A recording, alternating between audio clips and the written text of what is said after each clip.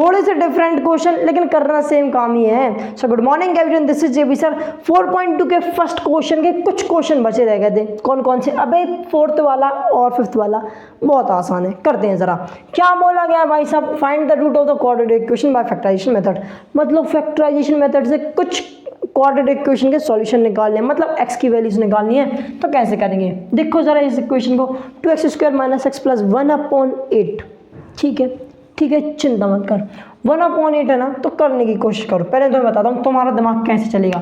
तुम बोलोगे सर क्या करें भाई साहब, सम होना चाहिए क्या -1? बेसिकली पता ना क्या करते हैं, जो मिडिल टर्म होती है उसको स्प्लिट करा जाता है दो टर्म्स में। वो दोनों टर्म ऐसी होनी चाहिए कि उन दोनों को अगर सम करूँ मुझे क्या मिलना चाहिए? कोफिशिएंट ऑफ x का कोफिशिएंट क्या है? -1, तो सम -1 मिलना चाहिए। प्रोडक्ट क्या मिलना चाहिए? प्रोडक्ट मिलना चाहिए मुझे coefficient of x² and the constant term. x² coefficient कितना है? 2 है।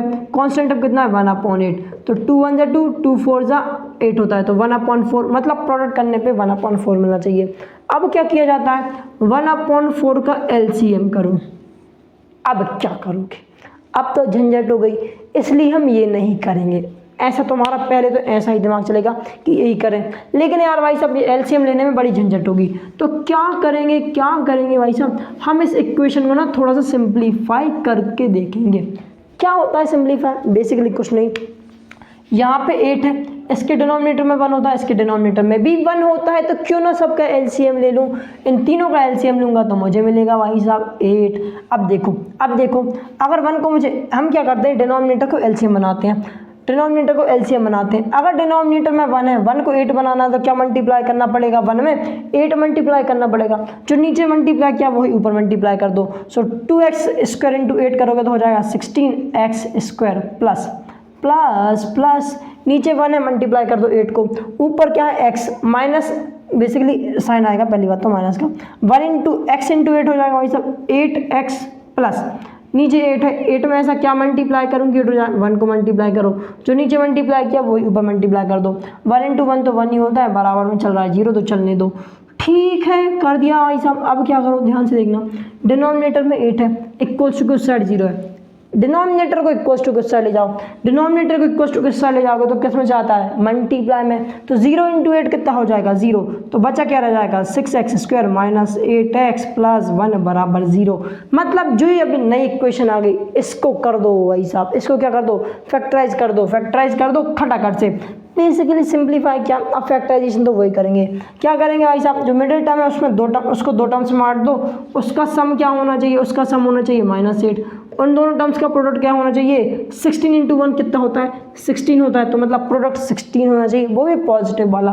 तो 16 का ही LCM ले लो। 16 का LCM करोगे, 2 से करोगे 8 टाइम में, 2 से करोगे 4 टाइम में, 2 से करोगे 2 टाइम में, 2 से करोगे 1 टाइम में। मतलब क्या आया? 2 × 2 × 2 × 2 इक्वल्स टू 16। क्या मुझे 4 टर्म चाहिए? अबे नहीं, 2 टर्म चाहिए। तो भाई साहब करके देख लो ना, 2 × 2 होता है 4, 2 × 2 होता है 4, और 4 × 4 वापस से 16 मिलेगा। क्या 4 और 4 मिलके 8 बनाते हैं? हाँ 8 बनाते हैं, प्लस कर दोगे तो 8 हो जाएगा। दोनों मल्टीप्लाई करके 16 बनाते हैं? हाँ 16 बनाते हैं। लेकिन ज़रा समझना, मुझे 8 नहीं, मुझे -8 चाहिए। मतलब ये कुछ ना कुछ इनमें से माइनस का साइन आएगा। किस किस में आएगा वो कैसे पता चलेगा? ध्यान से देखना। मुझे पॉजिटिव 16 चाहिए, मुझे प्रोडक्ट तो पॉजिटिव 16 चाहिए।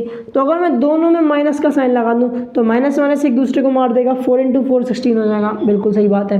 और -4 और -4 दोनों को प्लस कर दें तो क्या होता है? माइनस प्लस, तो -4 कितना हो जाएगा? -8 हो जाएगा। इसलिए वो दो नंबर क्या होंगे? -4 एंड -4। तो 16x² - 4x + 1 = 0। ध्यान से देखो, यहाँ से क्या कॉमन निकलेगा? इसमें से क्या कॉमन निकल सकता है?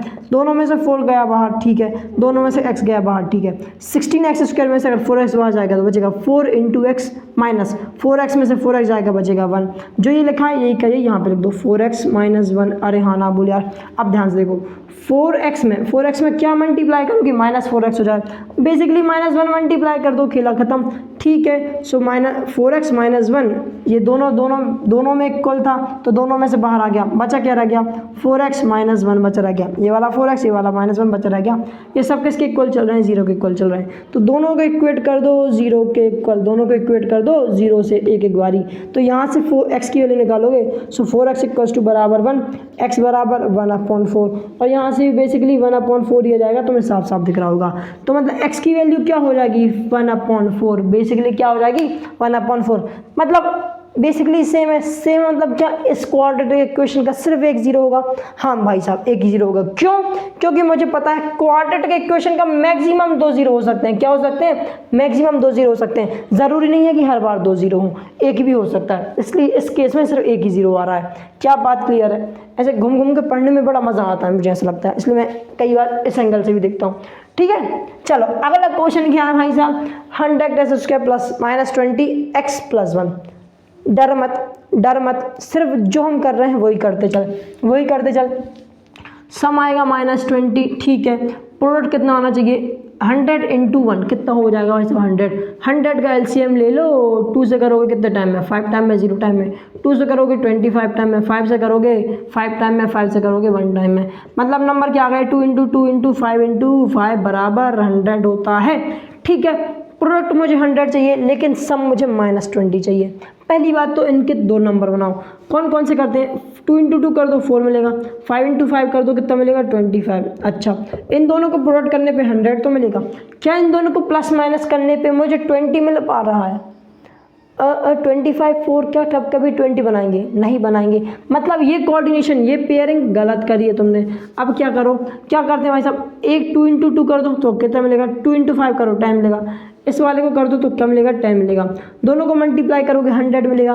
क्या दोनों से 20 बन सकता है? हाँ बन सकता है, लेकिन कब, जब ये भी माइनस का हो ये भी माइनस का हो। -10 × -10 होता है 100। अरे हाँ ना बोले यार, माइनस माइनस को मार देगा, इंटू करोगे 100 हो जाएगा। और -10 और -10 प्लस हो जाएंगे एक दूसरे से, माइनस माइनस प्लस होता है तो कितना बन जाएंगे -20।